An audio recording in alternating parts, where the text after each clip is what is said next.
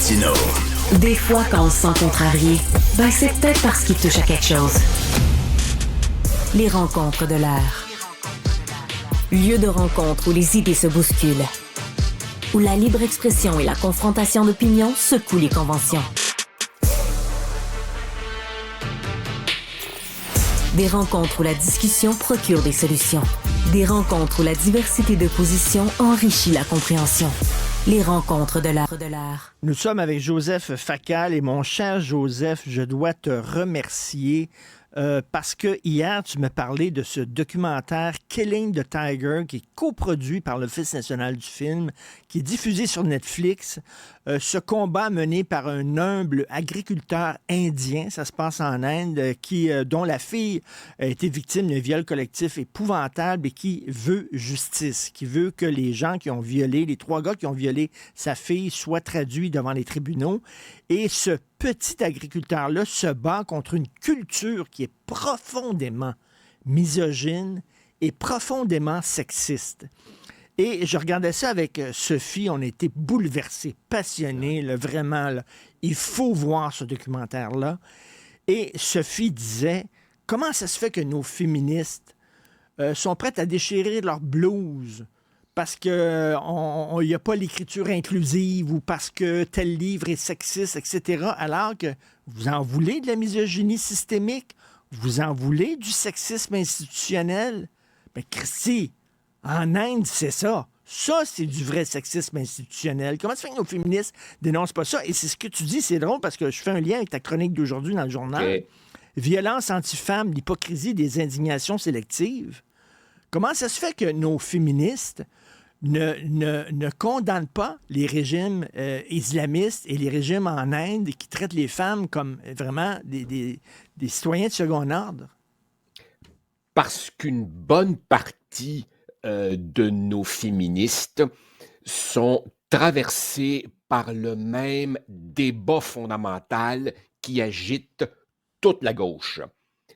Dans les milieux intellectuels, tu as ce que j'appellerais une gauche traditionnelle, noble, à mon avis, qui a mené de grands combats et qui pense qu'il faut relever la condition de tous les défavorisés, indépendamment de leur couleur de peau, de leur religion, etc.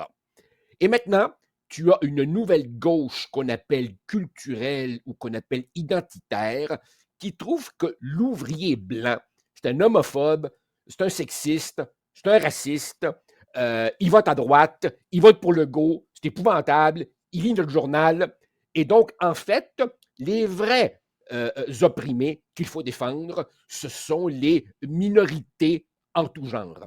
Eh bien, cette contradiction, ce clivage, on le retrouve à l'intérieur du féminisme, dans lequel certaines disent « Non, non, il y a des droits élémentaires auxquels peuvent aspirer les femmes de partout, et la répression, c'est la répression, où qu'elle soit. » Et tu en as d'autres qui préfèrent, parce que c'est évidemment un combat plus confortable pour une petite bourgeoise, de rester ici pour lutter contre pour l'écriture inclusive ou pour les féminicides ici, combat juste, mais évidemment combat qui oublie, si tu veux, le gigantesque camion dans l'angle mort, qui est que toute chose égale par ailleurs, il y a beaucoup pire que ce qui se passe ici.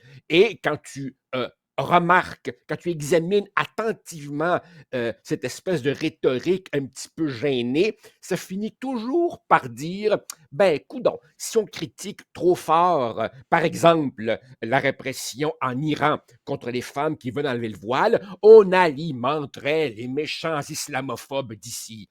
Et quand on dénonce trop fort, par exemple, la condition de la femme en Afrique, on alimenterait le racisme. Autrement dit, c'est une indignation à géométrie variable, une indignation sélective, une hypocrisie. Et le pire du pire, du pire, du pire, Richard, c'est que ces gens-là se croient progressistes et de gauche. Oui. Alors qu'en fait, c'est un cocktail d'hypocrisie monumentale. Ils sont tout le temps en train de dénoncer la paille que nous avons dans l'œil, nous autres, en Occident, mais ils ne voient pas la poutre que Voilà. certaines cultures ont dans leurs yeux à eux. Je reviens à ce film Killing the Tiger et je vous le dis, regardez ça. Et merci encore, Joseph. Extraordinaire. Cet humble agriculteur qui veut justice pour sa fille de 13 ans, elle a été violée par 3 personnes à 13 ans. Et lui, parce qu'il veut que ces gars-là soient traînés devant les tribunaux, il est persona non grata dans son village. Plus personne ne lui parle et même sa vie est en danger. Il est menacé. Pourquoi? Parce qu'il ose dire on n'a pas le droit de violer des jeunes filles. Parce que la culture de son pays, la culture de son village, quand une femme est violée, c'est elle la coupable. Hein? Puis on dit tout le temps, qu'est-ce qu'elle faisait à cette heure-là, dehors? Pourquoi elle portait une jupe courte, etc. Et ça, c'est du sexisme. Et je te pose une question. Vas-y. Je te pose une Vas-y. question délicate. Ouf, OK, Délicate. Là, je mets des gants blancs jusque-là. OK, Je ne sais pas quel mot utiliser. OK. Se pourra-t-il qu'il y ait des cultures qui soient plus Bon. évoluées, plus OK. avancées? Je ne dis pas meilleures. Il n'y a pas des cultures meilleures que d'autres, là. C'est une grande culture aussi, l'Inde. Mais il y a des cultures qui sont plus avancées que d'autres et que eux vont en prendre de nous et non l'inverse. Ça se peut-tu, ça? OK. Alors, Richard, tu as mis des gants blancs jusqu'aux épaules pour aborder une question à propos de laquelle, en sociologie et en anthropologie, des bibliothèques entières ont été écrites. C'est la question du relativisme culturel. Autrement dit, est-ce qu'on peut se permettre de juger d'autres cultures ou est-ce que, comme le jugement est lui-même influencé par notre propre culture, comme on juge à l'aide de concepts et de catégories qui sont eux-mêmes issus d'une culture, gardons-nous une petite gêne avant de juger les autres? C'est une question compliquée. Moi, je suis plutôt dans le camp universaliste qui tend à dire que non, il y a des valeurs au-dessus des cultures et que l'oppression, elle n'est pas plus justifiable ici qu'ailleurs. Et à cela, on va me répondre, oui, mais ça, c'est un point de vue occidentalocentriste. Alors, je me mouille par honnêteté pour répondre à ta question. Est-ce que certaines cultures sont supérieures à d'autres? Bon, écoute. Le mot est lourd de sens, là. Supérieur. Je pense que toutes les cultures méritent le respect, au sens où, dans chaque culture, il y a au moins quelques éléments qui viennent enrichir le patrimoine global de l'humanité. Mais si on considère, et c'est un si très discutable, si on considère que la finalité de l'être humain est de développer au maximum le potentiel que chacun d'entre nous a, évidemment, nous ne naissons pas tous égaux, mais nous avons tous un certain potentiel. Si la finalité d'une culture, c'est de permettre à l'individu de développer le maximum de ce qu'il a, alors oui, certaines cultures favorisent davantage l'épanouissement personnel et l'égalité. Et effectivement, certaines cultures sont plus oppressives, rétrogrades, patriarcales, archaïques, appelle-les comme tu veux. Richard, dans une société où tu considères que le rôle de la femme est essentiellement limité à la domesticité et est confiné à être une matrice de reproduction, c'est pas étonnant que ces pays-là soient généralement parmi les plus pauvres. On se prive du développement maximal de 52% des cerveaux. Alors oui, je m'excuse, je pense que certaines cultures favorisent davantage l'épanouissement humain. Et c'est drôle, Richard, c'est drôle. À travers le monde, je vois des millions, des dizaines, des centaines de millions de personnes qui voudraient venir vivre dans nos sociétés, alors que je vois relativement peu de gens nés ici qui voudraient aller vivre Voilà. dans ces sociétés-là. Ça me dit quelque chose. T'étais prof. Moi, j'ai un rêve. C'est correct d'encourager les jeunes à critiquer leur société. C'est bien de Ouais. développer leur sens critique. Mais j'aimerais ça aussi dans nos écoles, qu'on célèbre ce qui va bien, qu'on célèbre le chemin qu'on a fait. Tu sais, plutôt que de dire, regardez, là, c'est épouvantable. Oui, il y a des femmes qui sont battues. Oui, il y a des féminicides. Oui, il y a des écarts salariaux entre les hommes et les femmes. Il y a des inégalités qu'il faut dénoncer. Mais peut-on dire aussi que par rapport à plein d'autres pays, on n'est pas pire? On a Ben fait oui, du chemin. Puis les voilà. hommes ici au Québec, ben c'est des hommes qui aiment les femmes et c'est des hommes qui respectent les femmes en grande généralité. Puis si vous voulez de la misogynie systémique, regardez en Inde, puis c'est pas moi qui le dis, là. Il y a des militantes indiennes qui sont interviewées dans le documentaire puis qui disent notre pays a un problème structurel avec les femmes. Ils ont un problème avec les femmes. C'est pas mal plus grave ce qui se passe là-bas que ce qui se passe ici. Richard, le Québec et j'ajoute le Canada sont des sociétés bien imparfaites, mais dans l'espèce de, quel mot inapproprié, dans le palmarès des endroits où il fait bon vivre, on est plutôt pas pire.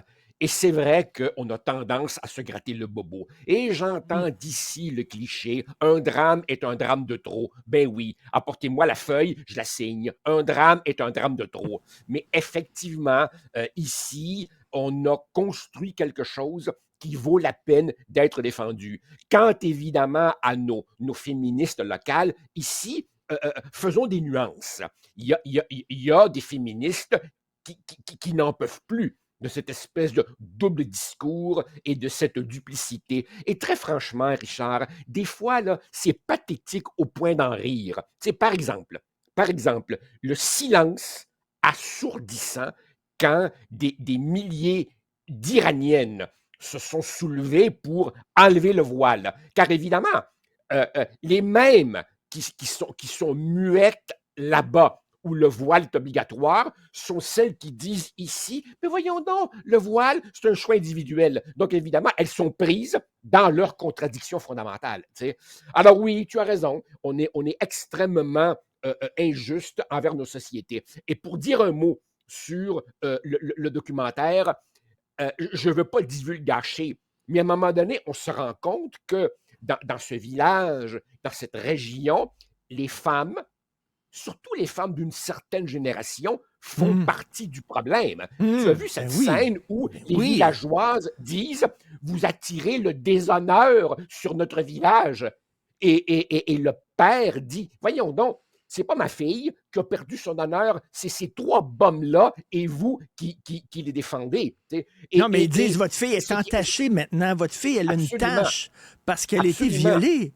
Et votre fille est entachée. Et là, il faut qu'elle se marie avec un de ses violeurs pour enlever la tache. Et là, tu t'avais vu Sophie, toi, qui regardais ces documentaires-là, elle collait au plafond, elle criait. Alors, ce qui est extraordinaire dans ce documentaire, c'est que au lieu d'interviewer des gens comme toi et moi qui ont la parole facile, le père est un homme qui dit « J'ai pas d'éducation, j'ai pas eu d'opportunité, je suis limité. » Et quand il dit ce qu'il a à dire avec ses mots, c'est là que le documentaire est d'une extraordinaire efficacité, la lenteur des plans.